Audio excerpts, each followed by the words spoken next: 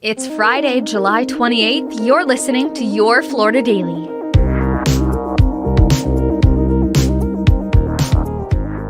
I'm Katrina Scales. 30 years after a Tampa area girl disappeared after getting off her school bus, a Florida man has been charged with her murder.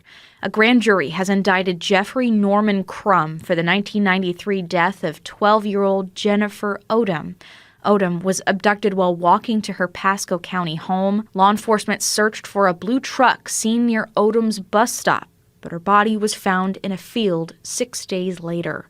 State prison records show Crum has been in prison since 2019, serving 2 life sentences for sexual battery in a separate case. A Seminole County detective is facing dozens of charges after deputies say he warned suspected child sex predators that they were being targeted in an undercover investigation. Officials say Jose Tirado was a detective with the Sheriff's Office Crimes Against Children's Unit since 2015. Investigators say he would covertly warn suspects who were planning to travel to meet minors for sex. Those minors were actually other detectives who were working undercover.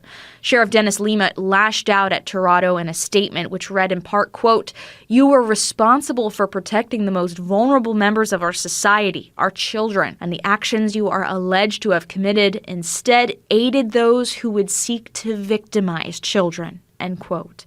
Tirado is facing 15 felony charges. The sheriff says he's now in the process of terminating his employment.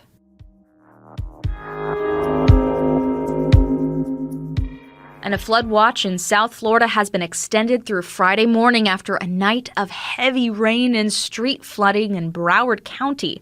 Flash flooding shut down the Kinney Tunnel in Fort Lauderdale, stalled cars in Hollandale Beach, breached homes and businesses in Hollywood, and delayed flights and closed access roads to the Broward Airport. Forecasters say the area received about 7 inches of rain over the course of a few hours. While the weekend is expected to be more dry for South Florida, the rest of the state can expect more wet weather. Find these top stories along with breaking news, weather, and traffic all day on clickorlando.com. And now, a completely random Florida fact.